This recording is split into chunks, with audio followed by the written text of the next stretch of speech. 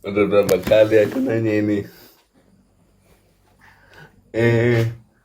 Kemarin aku sempat gabung dari Protestan dan saya dengar mereka bilang kenapa Protestan ada karena mereka protes kepada Katolik yang sudah mulai melenceng dari eh apa keapostolikan.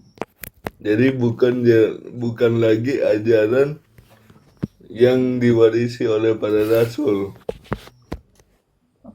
Jadi makanya mereka itu melakukan protes. Jadi mereka bilang mereka protes. Jadi Katolik itu saja bukan ajaran daripada rasul katanya. Sudah ada pembaharuan.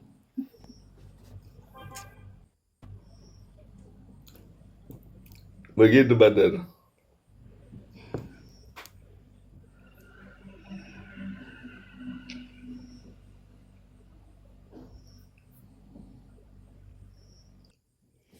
Pater, mic-nya belum dibuka, Pater. Ini siapa yang jawab? Pater Jerry yang jawab. Lagi pergi ya? Pembaharuan. Oh. Ya. Gimana Asam tadi yang maksud pembaharuan itu? Mereka bilang katanya kan gini, katanya mereka protes karena gereja Katolik sudah mulai melenceng dari ajaran para rasul, sudah membaharui diri. Ajaran yang mana yang dilencengkan oleh mereka? Ajaran yang Iya mana? itu, saya tidak tahu ajaran yang mana mereka maksud. Ya, berarti Jadi mereka setia kepada para rasul, Asam?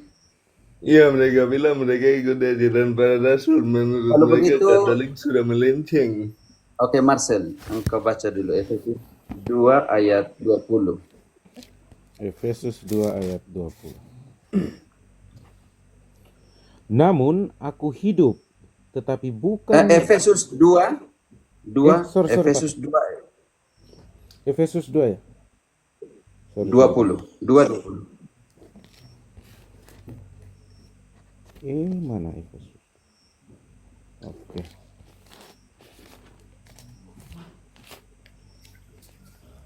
Efesus 2 ayat 20. Oke. Yang dibangun di atas dasar para rasul dan para nabi dengan Kristus Yesus sebagai batu penjuru. Asam. Jadi siapakah para rasul yang menjadi dasar pembangunan pendirian denominasi? Rasul yang mana nih? Kalau Katolik sudah jelas, rasulnya siapa? Martin Kalau Luther. begitu Ya. mereka yang melenceng karena mereka tidak ada pendasaran rasuli di dalam pendirian mereka. Itu secemas. Jadi kalau mereka bilang sudah Katolik langgar, sudah jauh dari apa yang dikatakan pada rasul, kalau itu tanya balik, kalau itu rasul mana yang menjadi dasar pendirian gereja mereka? Karena Efesus 2:20 katakan didirikan di atas dasar para rasul. Ada yang taping Rasul Luther, Pater. Jadi santri saja Asam. Jadi berarti kalau rasul yang lain tidak ada paus 266 paus tidak ada. Tidak ada. Ya, berarti rasul mana yang menjadi dasar pendirian mereka? Kalau Rasul Luther, di mana waktu Yesus pilih Luther di Injil? Bukan Rasul Luther, tapi Luther yang kerasukan setan. Dia bilang sama si Rasul Petrus. Ya Petrus dia dirikan berapa denominasi nih? Petrus bilang semua itu orang Kristen dalam pengertian. Berarti tidak ada dalam pengertian Kristen itu Katolik. Kalau ketika dia katakan 1 Petrus 4 ayat 16, kamu menderita sebagai orang apa? Marcel. 1 Petrus. Berarti Petrus juga Protestan karena dia bilang Kristen di sini. 1 Petrus 4 ayat 16. 1 Petrus 4 ayat 16. Tetapi jika ia menderita sebagai orang Kristen, maka Menderita sebagai apa? orang Kristen. Menderita sebagai apa? Orang Kristen. Berarti di sini mau katakan bahwa Petrus itu denominasi karena dia bilang kalau jika ia menderita sebagai orang Kristen, artinya Petrus denominasi di sini kan? Tidak ada pater, tidak ada denominasi. Ya sudah kalau begitu, jadi orang Kristen itu orang Katolik selesai. Kristen adalah namaku, Katolik adalah panggilanku. Jadi Kristen Katolik sudah dari mulanya seperti itu.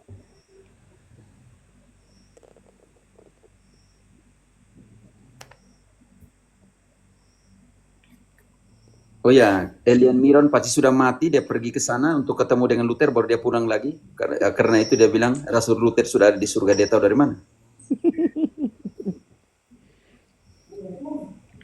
Tidurnya terlalu miring. Berarti mereka sudah malu disebut Protestan. Iya, Verbi Divini ini. Mesti naik dulu, sepu kakak, sepu adik nih. Naik dulu, Verbi Divini.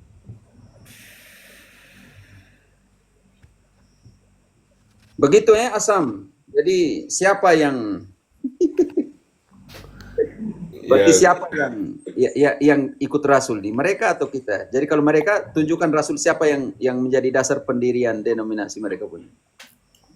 Itu lagi yang saya tangkap seperti ini.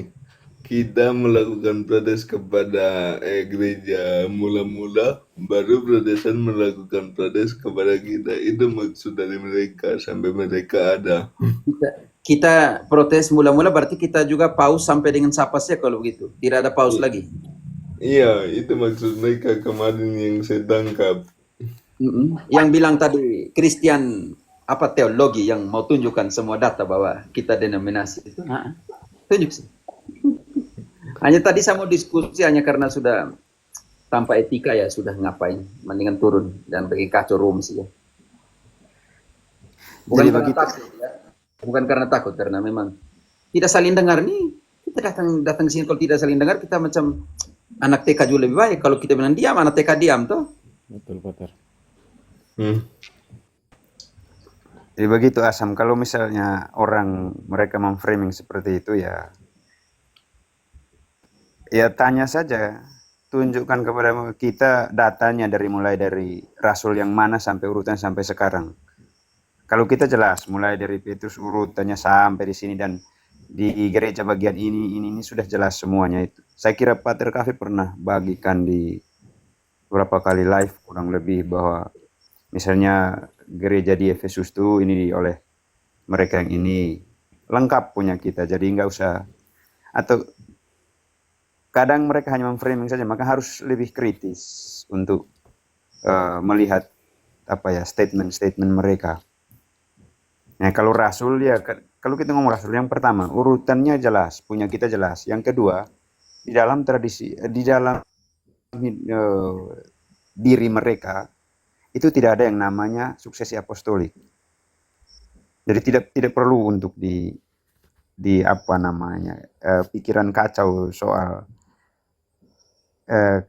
statement-statement mereka, friend. Jadi baik engkau masuk ke room kita untuk tanya ya, Pater Kavi memberikan kepada kita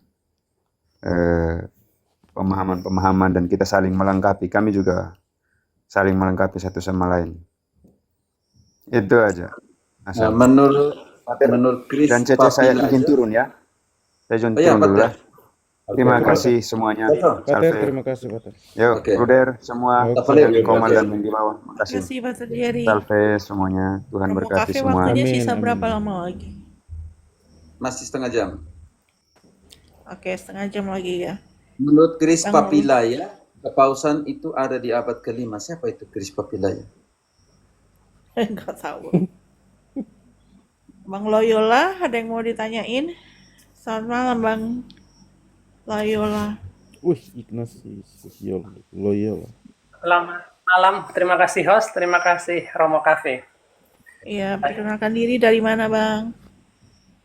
Ignatius Gusiarto dari Banjarmasin, Kalimantan Selatan. Katolik? Ya, Katolik. Oh, ya, ada yang mau disampaikan Bang? Pertanyaan satu, Romo. Efek dari tidak menerima Maria yang tadi dibahasakan Mariologi,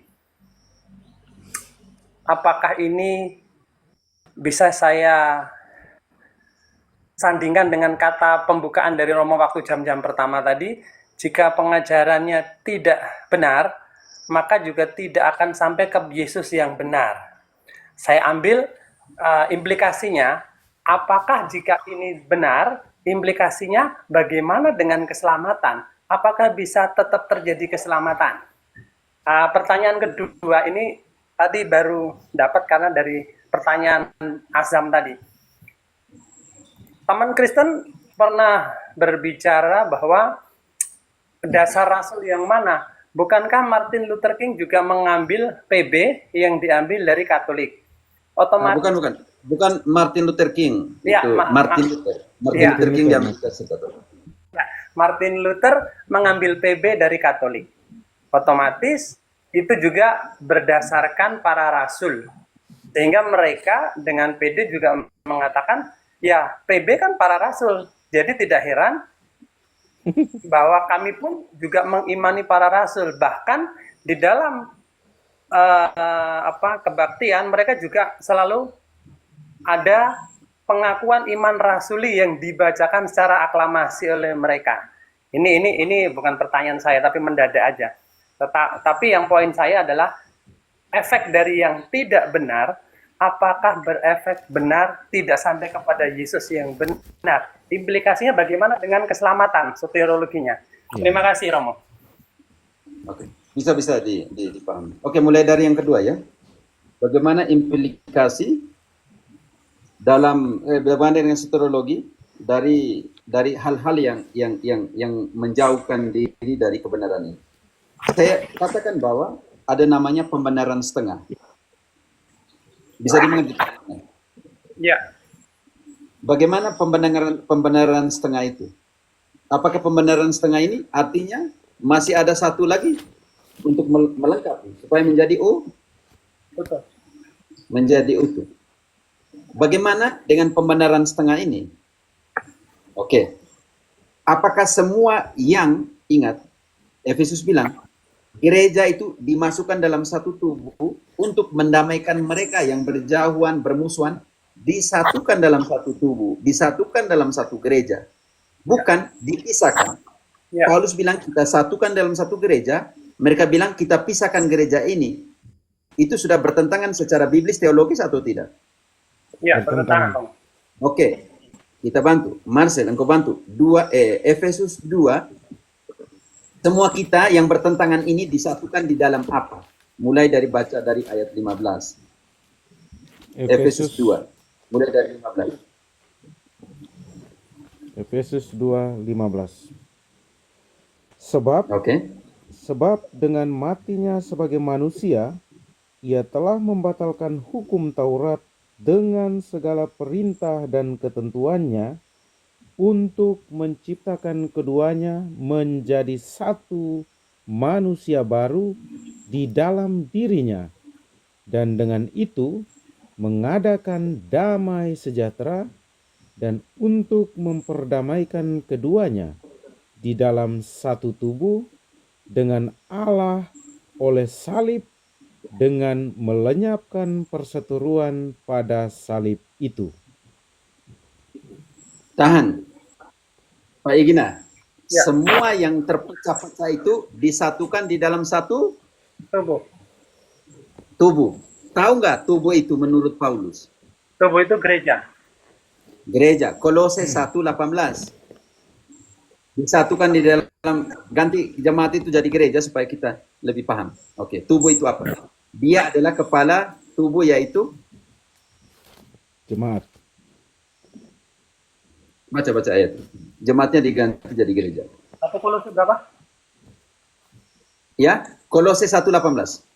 Igna, engkau baca sendiri.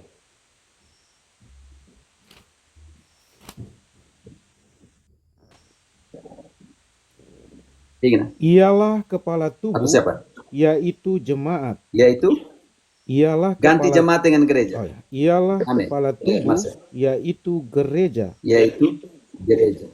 Hanya diterjemahkan ke Indonesia sebagai jemaat itu yang yang mengambigukan semua ya. Kecuali terjemahan Indonesia, semua bahasa yang lain tetap gereja. Oke, jadi Igna, Ya. bagaimana menggenapi apa yang dikatakan sini. Menjadi satu tubuh, menjadi satu gereja. Bagaimana? Apakah mereka di sini adalah satu gereja yang Tuhan mau? Enggak sih.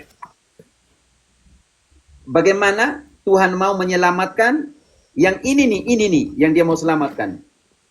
Efesus 5 ayat 23. Apakah Kristus menyelamatkan tubuhnya? Apakah Kristus menyelamatkan gerejanya? Bagaimana dengan mereka yang tidak ada di sini?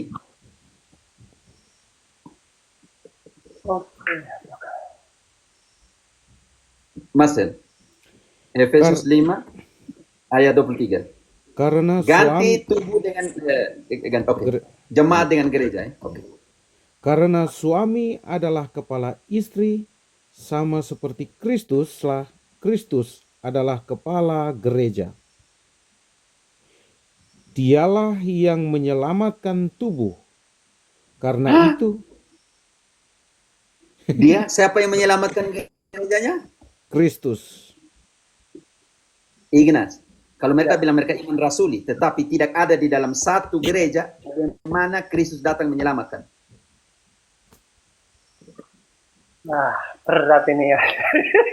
Berat Memang ini. berat, Pak. Bukan hanya dia selamatkan, dia pelihara. Ayat 29-nya. Sebab itu tidak pernah orang membenci tubuhnya sendiri, tetapi mengasuhnya dan merawatinya sama seperti Kristus terhadap jemaat. Gereja, selalu gereja. Sorry, Pak. Gerejanya. Dia pelihara. Sebelum menyelamatkan dia pelihara. Setelah dia pelihara, dia kuduskan. Ayat 25 sampai 27.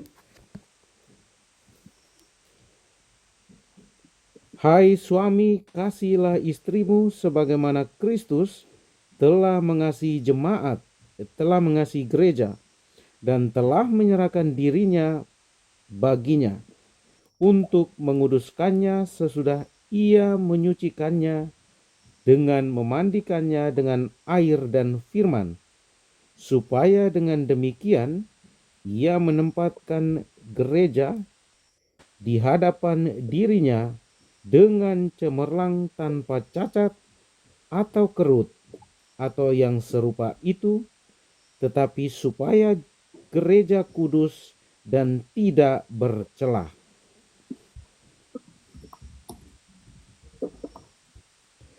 Sudah kudus, tidak bercela. Dan ingat, Igna, kemuliaan kepada Allah harus diberikan di dalam gereja dan Yesus Kristus. Bukan hanya kemarin, bukan hanya besok, tetapi sampai selama-lamanya. Amin. Efesus 3 ayat 21. Efesus 3 ayat 21.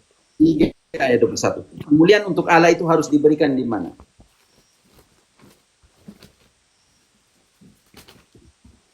Efesus 3 ayat 21. Bagi dialah kemuliaan di dalam gereja dan di dalam Kristus Yesus turun-temurun sampai selama-lamanya. Amin.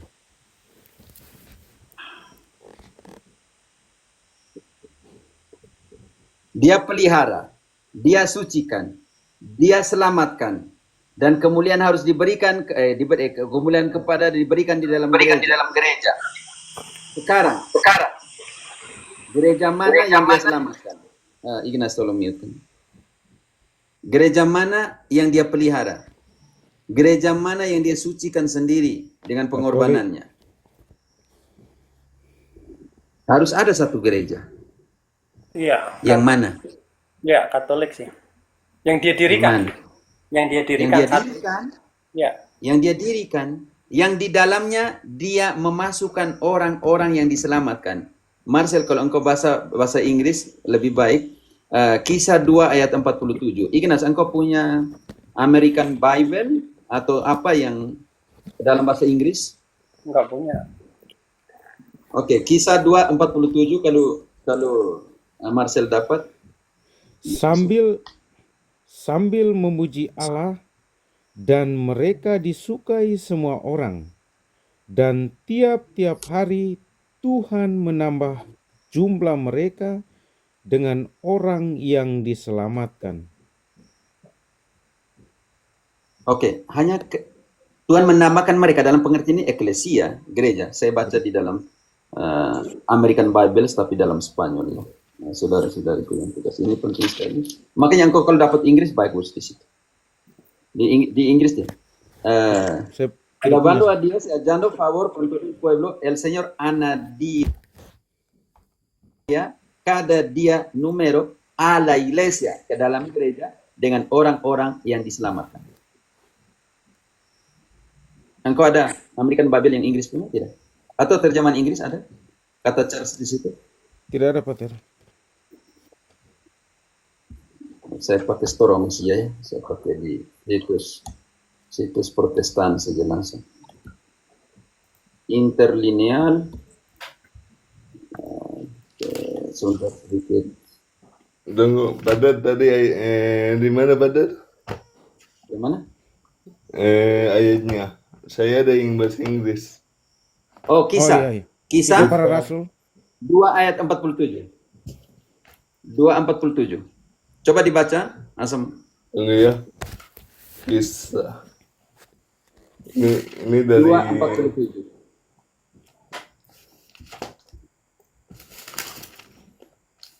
yang bahasa Inggrisnya ada bahasa Indonesia. Yang Inggris dulu. Dengar. Kisah 2:47.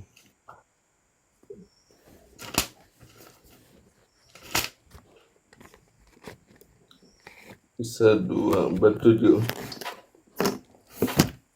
Praising God and having favor with all the people, and the Lord added to their number day by day those who were being saved. Ada church di situ tidak, Asam? Ada. Ada church. Jadi tiap-tiap hari Tuhan menambahkan ke dalam gerejanya dengan orang-orang yang diselamatkan. Jadi Tuhan punya gereja? Punya. Jadi yang Protestan punya gerejanya siapa nih?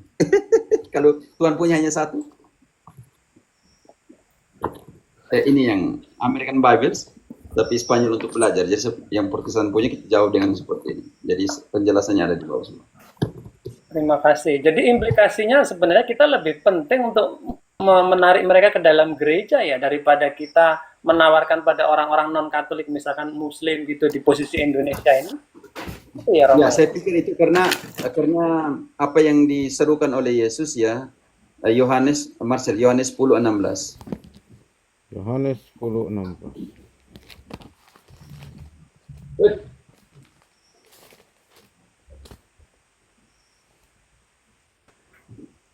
Ada lagi padaku domba-domba lain yang bukan dari kandang ini. Domba-domba itu harus kutuntun juga, dan mereka akan mendengarkan suaraku, dan mereka akan menjadi satu kawanan dengan satu gembala. Menjadi berapa kawanan? Satu Satu kawanan kawanan. dengan satu gembala. Dengan berapa gembala? Satu Satu gembala. Ini tugas kita. Semoga semua mereka menjadi satu. Perjuangan tidak mudah. Ya. Amin. Perjuangan tidak mudah. Yesus mengharapkan kita semua jadi satu. Mereka memecah-mecahkan dari kita. Dari mau bilang apa? Yap, Ignas. Dari dulu saya waktu itu hanya paham bahwa ini untuk Yahudi, satu domba ini Yahudi yang sampai sekarang belum percaya. Pak, pemahaman saya nggak sampai ke ini Protestannya gitu loh. Oke, berat ini. Ngomong jujur begini ke teman-teman Kristen berat. Terima kasih, Romo. Memang Harus berat, jujur Pak. ya, teman-teman Protestan harus jujur ya. Oke, terima kasih banget Romo host. Cukup buat teman-teman yang lain mau Ya, naik. saya coba menjawabnya dalam skema general umum supaya bisa dipahami secara umum. Karena itu Katolik tetap berpegang pada pendirian Ignas. Tuhan mau semua orang selamat dan sampai kepada pengetahuan akan kebenaran. Bukan, ingat bahwa buah pengetahuan yang pada saat itu ciptaan pertama makan membuat mereka berdosa. Iya. Ingat, dan mereka jauh dari keselamatan, Ya. dan engkau harus mengetahui supaya engkau bisa selamat. Pengetahuan yang kebenaran ini kebenaran itu membebaskan engkau. Ini yang penting. Oke, 1 Timotius 2 ayat 4. 1 Timotius 2 ayat 4. Pengetahuan yang benar seperti apa supaya saya bisa selamat? Yang menghendaki supaya semua orang diselamatkan dan memperoleh pengetahuan akan kebenaran. Pertanyaan sekarang, Ignas, kalau itu semua jangan selamat bodoh, selamat dan sampai kepada pengetahuan akan Kebenaran. pertanyaan sekarang, siapa yang harus mewartakan kebenaran? 1 Timotius 3 ayat 15. 1 Timotius 3 ayat 15. Jadi, Ingat jemaat jadi gereja ya. ya. Jadi, jika aku terlambat, sudahlah engkau tahu bagaimana orang harus hidup sebagai keluarga Allah, yakni gereja dari Allah yang hidup. Tahan, Marcel. Keluarga Allah, tahan dulu. Keluarga Allah yaitu gereja dari Allah yang dari hidup. Allah yang Artinya hidup. Allah punya gereja? Punya. Allah Punya. gereja? Ya, betul. Yang dia punya ini yaitu lanjut dari Allah yang hidup, yang dia punya ini yang harus jadi Ya. Tiang penopang dan dasar kebenaran. selesai. Kalau begitu tunjukkan saya. Protestan bilang mereka punya adalah tiang dasar, tiang penyangga dan dasar dari kebenaran. Tunjukkan saya. Mormon dan Saksi Yehova dipersandingkan. Adventista dan Pentakosta disandingkan. Mereka akan bertengkar dan mengatakan mereka yang paling benar, Ignas? Saling Iya. Saling Itu klaim. gereja mana yang menjadi tiang dan dasar dari seluruh kebenaran itu?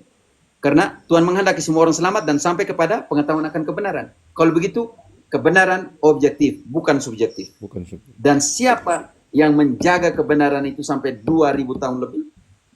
gereja Katolik. Kalau mereka bilang mereka adalah gereja Kristus, tiang dan dasar dan penyangga kebenaran. Pentekosta lahir 1906. Lutheran mulai dari 1517. Calvin mulai dari mana? Mormon mulai dari mana? Adventista mulai dari 1860. Setelah 3 tahun berikutnya, Ellen Goldwhite protes kepada William Miller yang mereka dirikan sama-sama. Dia buat lagi yang namanya hari ke-7. Jadi semuanya didirikan di atas protes. Bagaimana? Aduh. Bagaimana mereka bilang mereka adalah tiang dan dasar kebenaran kalau mereka lahir di abad ini? Masa sih gereja yang benar baru lahir hari ini? Iya sih. Masa sih tiang dan penyangga dan dasar kebenaran baru lahir kemarin? Siapa yang mau percaya? Iya. Termasuk tadi saya ingat Siapa yang mau percaya? kata-kata yang tadi dirawat dan dikuduskan. Otomatis saya ingat sih kata-kata Romo Patris bahwa kalau Luther mengatakan menjadi pembenar, berarti Yesus impoten, Allah impoten, tidak mampu merawat dan merawat para uskup sehingga salah. Saya baru, iya ini yang dikatakan Romo Patris waktu itu. Tadi kan di firman dikatakan bahwa dia akan merawat tubuhnya, menguduskan tubuhnya. Jadi kalau dibiarkan salah, kemudian muncul Martin Luther sebagai yang benar, yang membenarkan, ya itu sama saja dengan asumsi Allah tidak merawat tubuhnya, membiarkan dia busuk, salah, dan Martin sebagai pahlawan yang muncul dengan ajaran kebenaran. Itu sih saya. Logikanya ke situ. Loginya ke situ. Berarti janji Allah untuk menyertai kamu sampai akhir zaman hilang di situ. Hilang. Iya, betul. Dia bukan lagi omnipotente, dia sudah terbatas. Ya. Jadi minta maaf teman-teman Protestan, mungkin kalian kepanasan, rasa sakit hati, emosi dengan saya, karena Galatia 4 ayat 16 ini, engkau baca dulu. Galatia 4:16. Baik, Pak. Mungkin kalian merasa marah dengan saya, tapi saya sayang sekali kalian. Oke? Tetapi kamu tidak tertipu secara teologis biblis, kalian tidak tertipu. Ya. Oke. Galatia 4:16. Apakah dengan mengatakan kebenaran kepadamu, aku telah menjadi musuhmu? Tidak apa. Tidak apa kamu marah, musuh saya, tidak apa kamu tersakiti, tidak apa. Tetapi ingat kebenaran itu yang membebaskan. Kamu tersakiti, tapi kamu tidak tertipu. Makanya tadi ketika yang naik tadi ya, mengantar saya kepada hukum sivil, saya bilang jangan marah. Saya tidak omong tentang kebenaran hukum sivil. Saya omong tentang kekristenan dalam pengertian biblis teologis. Kalau ada denominasi yang lain, berarti Tuhan tidak pernah dirikan dia punya gereja.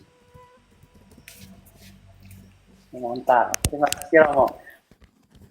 Justru kalau menurut saya orang Kristen malam ini tidak sakit hati, malah mereka bersyukur Romo.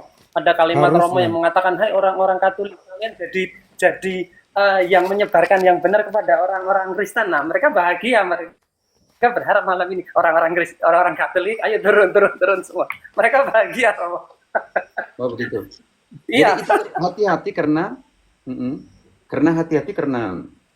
karena tadi kalau kita mau tutup lagi dengan ajaran itu bisa menyelamatkan engkau, hati-hati Ya. dengan apa yang kau ajarkan Ignas. Ya kita baca dulu untuk memperkuat apa yang dikatakan oleh Ignas, Marcel. 1 Timotius 4:16 dulu. Kembali lagi, saya senang itu kalimat dari Paulus sendiri. Ya. Hati-hati dengan ajaranmu, Ya. karena ajaranmu itu bisa menyelamatkan kamu dan orang yang mendengarkan loh. Iya. Awasilah dirimu sendiri dan awasilah ajaranmu.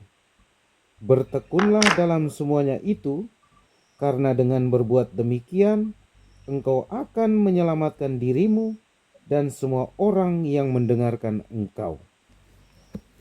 Total kehancuran sola fide di sini. Mereka bilang iman menyelamatkan, tetapi di sini ajaran menyelamatkan. Bagaimana iman itu muncul kalau engkau tidak mendengarkan ajaran? Ya. Karena itu Paulus bilang iman muncul dari pendengaran. Pendengar. Apa yang didengar? Ajaran, doktrin. Kalau kamu ajar salah, engkau tidak bisa menyelamatkan orang. Kata Paulus, awasilah dirimu dan apa yang kamu ajarkan. Sebab dengan berbuat demikian, engkau menyelamatkan dirimu sendiri dan orang yang mendengarkan. Sakit Amin. loh. Sakit. Amin. Bukan saya yang omong ya. Romo ada Om Hasan. Ya. Terima kasih. Cukup Yuk. dari saya cukup. Saya turun ya Romo ya. Host buat yang lain. Iya, makasih Nah, Pak. sampai- Mantap. Terima 5 kasih. menit dulu ya. Satu 5 lagi, menit, Romo, 10 apa? menit ya. Satu lagi ya buat Om Ya. Hasan Romo. Hmm. Om Hasan Oke. silakan bertanya. Iya, Angkat selamat urut. malam. Romo, Ya, saya selamat lihat malam, tadi ada Romo. satu pertanyaan menarik di kolom chat. Sebentar ya, Om Asam. Ini Om Hasan Katak Oh, Gurun iya. yang mau bertanya. Ya, selamat malam, Romo. Yuk. Mudah-mudahan masih ingat. Ingat dong. Ya masih kata gue dong. Oke. Iya. Om Silakan Hasan Hasan. yang melupakan kita. Iya. Ya benar sih kata Romo tadi ya. Orang yang mengingkari gereja Katolik itu sama dengan mengingkari perkataan Yesus sendiri kan. Bahwa aku akan mendirikan gerejaku dan alam maut tidak dapat menguasai. Dengan keluar dari gereja Katolik, sebenarnya mereka itu mengingkari apa yang dikatakan oleh Kristus. Jadi mereka tidak percaya kepada Kristus. Sesederhana itu. Nah, makanya kadang-kadang mereka itu kayak sendok patah gitu loh. Ngobrol tabrak sana sini. Nah, Romo, saya punya satu pertanyaan, mungkin pertanyaan bodoh Romo, tetapi mohon penjelasannya. Kalau kita lihat di Injil Lukas pasal 1 ayat 1 itu kan dimulai dengan Theophilus. Mohon pencerahannya Romo. Theophilus itu apakah seorang tokoh dan dia itu siapa sebenarnya Romo? Karena dia hanya disebut satu kali itu ya. Seperti itu Romo. Dua Mohon kali pencerahan. dalam Lukas dan dalam Kisah. Ya. Dalam Sebenarnya Lukas untuk dan- mereka Lukas 1 ayat 3 dengan Kisah 1 ayat 1. Baca dulu Marcel, brother. Baik. Lukas 1 ayat 3. Karena itu, setelah aku menyelidiki segala peristiwa itu dengan seksama dari asal mulanya, aku mengambil keputusan untuk membukukannya dengan teratur bagimu, supaya engkau dapat mengetahui bahwa segala Oke, sesuatu. sebentar. Jadi kita kalau analisa di sini, kita harus kembali kepada Theophilus, artinya amante de Dios, artinya yang disayangi Allah dalam pengertian itu, atau teman-teman dari Allah. Artinya di sini kepada mereka yang sebenarnya sudah mengenal kekristenan, kata gurun.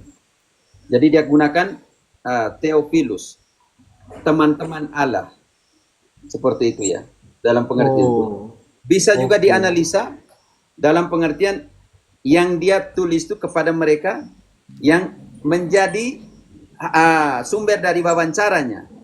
Kalau kita mau baca itu, tolong dibaca itu dari ayat 1. Baik. Banyak orang telah berusaha menyusun suatu berita tentang peristiwa-peristiwa yang telah terjadi di antara kita. Seperti Berarti, yang Oke. Jadi ada orang yang mau susun berita tentang Yesus. Nah, ada nih. Tetapi apa yang dibuat oleh Lukas? Lanjut. seperti yang disampaikan kepada kita oleh mereka yang dari semula adalah saksi mata dan pelayan firman. Jadi ada dua. Sekarang ada yang mau tulis tentang Yesus, ada yang kedua adalah saksi Saksi mata. dari saksi mata. Lalu apa yang dibuat oleh dia? Lanjut sedikit. Karena itu, setelah aku menyelidiki segala peristiwa itu dengan seksama dari asal mulanya, aku mengambil keputusan untuk membukukannya dengan teratur bagimu, supaya engkau dapat mengetahui bahwa segala sesuatu yang diajarkan kepadamu sungguh benar.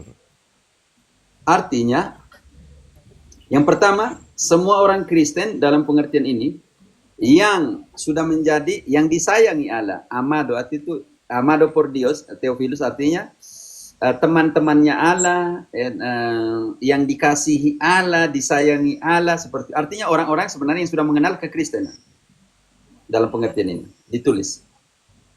Karena itu Injil Iya, Lukas Mo. adalah Injil saksi karena hasil wawancara dari para saksi. Karena dia bilang supaya apa yang saya tulis untukmu adalah benar-benar engkau percaya dalam pengertian ini. Yang kedua bisa juga adalah sebuah titel honorico, gelar untuk seseorang yang menjadi tujuan dari ini. Tapi saya lebih kepada semua orang Kristen yang merasa diri terkasih, dikasih oleh Allah, seperti itu. Kata Oh iya. Terima kasih Mo. Soalnya diulangi kembali di dalam Kisah 1 ayat 1. iya. Terima kasih Mo. Soalnya selama ini saya penasaran. Jadi kalau engkau merasa diri Theophilus itu dikasihi sama Allah, seseorang. Lukas juga menjadi tujuanmu. Kalau Yulita merasa diri iya. dikasihi Allah, Lukas juga menjadi tujuanmu. Kalau Marcel bilang saya juga dikasihi Allah, Lukas juga menjadi tujuanmu. Bisa deh.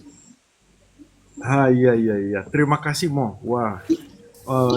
Iya, selama ini saya selalu bertanya-tanya karena itu hanya ini saya terkesan itu nama seseorang tapi mengapa tidak ada penjelasan lebih lanjut. Nah, ternyata Ya, itu bisa dua hal adalah tadi. Yang pertama, semua mereka yang merasa diri dikasihi Allah, karena Theophilus artinya amante de Dios, artinya orang-orang yang dikasihi Allah, sahabat-sahabat Iya. Allah, seperti itu. Jadi Iya, kalau iya. engkau merasa bahwa saya ini sahabat Allah, kalau engkau merasa ini saya adalah yang dikasihi Allah, ya Lukas jadi tujuanmu, kisah para rasul jadi tujuanmu. Iya. Terima kasih Mo. Nah, yang kedua ini juga mungkin berguna untuk teman-teman yang mengikuti gagasan Protestantisme ya. Jadi mereka selalu saya dengar tadi percakapannya yang mengatakan mereka pengikut para rasul dan sebagainya ya. Nah, saya juga sudah tulis di kolom komentar, mereka tahu para rasul itu dari mana. Kalau dari 66 kitab itu saja sangat kurang.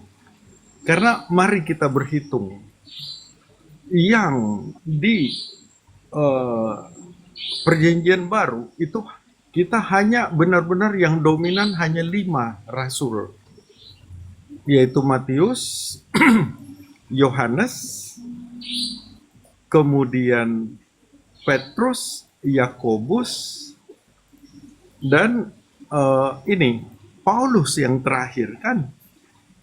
Lalu kisah mengenai rasul-rasul lain itu kan hanya disebut-sebut saja, ada Andreas, ada yang lain. Nah, dari mana mereka bisa mengklaim bahwa mereka mengikuti ajaran para rasul? Ya kan? Sementara kalau hanya mereka baca-baca buku yang 66 itu saja, ya informasi yang dia terima cuma nama-nama kan.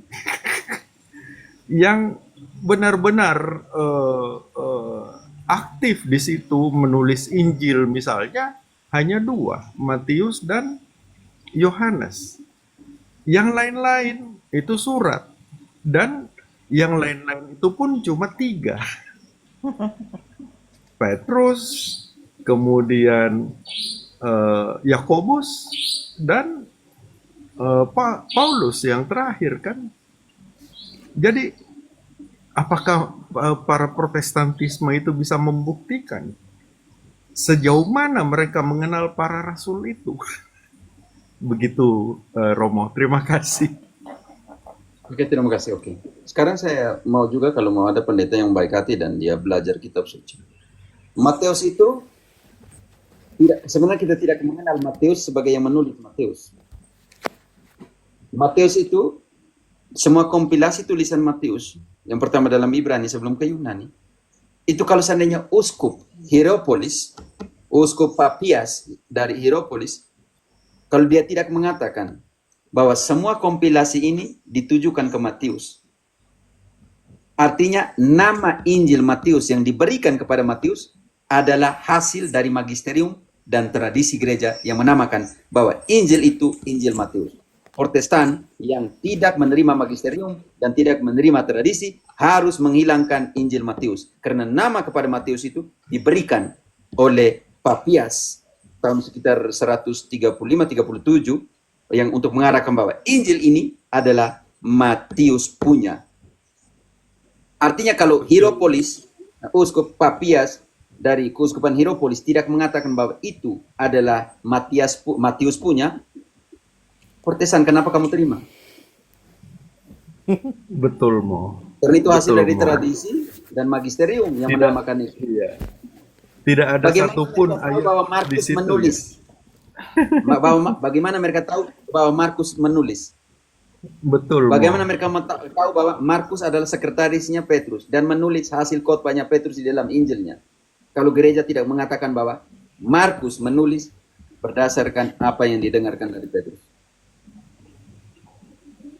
Betul banget, Mo. Karena di situ tidak ada satupun ayat yang menjelaskan bahwa penulisnya adalah Markus menulis. atau Markus. Matius, Markus, Yohanes kita mengerti karena dia rasul. Iya, murid yang dikasihi.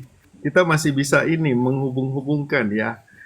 Tetapi ya Ya, seperti karena Romo Yohanes sudah bilang, menulis, dia sangat jelas bahwa contohnya dalam Wahyu dia tulis saya Yohanes hambamu dalam Iya. saudaramu dalam penderitaan, ketika dia menulis Yohanes. Dan itu Tuhan suruh dia tulis, sangat jelas. Tetapi yang 4 Injil ini, selain Yohanes contohnya, bagaimana kita tahu bahwa Lukas yang menulis? Bagaimana kita tahu Matius yang menulis? Ya. Bagaimana kita tahu itu Markus yang menulis? Kalau tidak ada magisterium dan tradisi gereja pada saat itu yang mengatakan itu. betul, Mo. Betul, Mo. Ini yang harus disadari oleh rekan-rekan Protestantisme. Sudah hilang ngotot, seolah-olah mereka kenal para rasul. Ya. Terima kasih, Romo. Oke, Silahkan saya yang pamit lain. ya. Saya pamit, sudah jam 1 Oke, lewat. Pater. Yuli, Iya, minta maaf. teman-teman. Terima kasih, Brother. Terima kasih. Terima kasih, Tega hari lain Pater, ya. semua. Yuli, Pak Asam, Kamu Katak, mau Yulita, istirahat. dan teman-teman yang ada di room. Minta maaf kalau seandainya Tadi ketika Christian teologi, sebenarnya saya mau terbuka untuk diskusi, tetapi kalau sudah masuk ke rumahnya Yulita, kita omong dia tidak mau dengar, kita omong dia omong dalam waktu yang sama, jadi tidak saling mendengarkan. Jadi sudah dengan framing, sudah bilang ketika ditanya kalian dari denominasi mana, dia bilang dia orang Kristen. Kalau tanya kamu ibadahnya di ibadah yang mana, denominasi mana, pasti kan dia pasti malu untuk mengatakan bahwa dia dari denominasi ini. Kenapa? Dengan dia pergi ibadah kita langsung tahu dia dari mana kan? Dia malu untuk mengatakan yang sejujurnya. Jadi bagaimana? Berarti sudah jauh dari kebenaran ketika seorang tidak mau mengatakan yang benar. Jika ya, katakan ya. Jika tidak, ya, katakan tidak. Selebihnya dari itu adalah dari Iblis, setan. Oke. Iya Romo, kasih doa berkatnya ya Romo. Jangan lupa.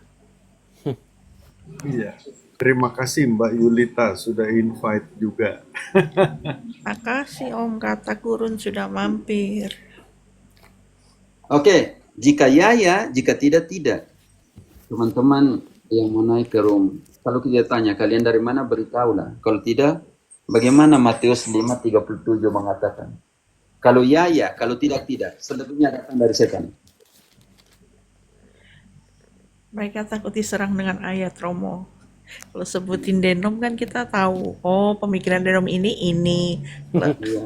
Mukulnya pakai ayat yang ini. Mereka jadi takut. Matius 5:37 tutup dengan itu. Baik, Pater. Matius 5:37. Jika ya, hendaklah kamu katakan ya. Jika tidak, hendaklah kamu katakan tidak. Apa di luar yang semuanya lebih daripada itu berasal dari si jahat. Tuhan memberkati kalian dalam nama Bapa dan Putra dan Roh Kudus. Amin. Setiap masuk room dan tidak mau katakan yang benar, mereka dari denominasi apa? Semuanya datang dari si jahat. Terima kasih Romo. Pater, terima kasih banyak. Teman-teman semua. Setia ya. Selamat Ya, malam. engkau sudah jam begini juga. Engkau di Papua kan sekarang? Di Papua, Pater, siap, selalu siap. Yang Papua sudah jam 2 pagi. Aduh Iya, kali betul, ini. Terima kasih loh. Siap, aman. Terima kasih buat yang sudah 10.000 orang nonton di luar. Besok lagi ya. Oke, terima kasih. Oke, tutup sudah room Yulita. Saya kesini. Yulita. Sampai semua.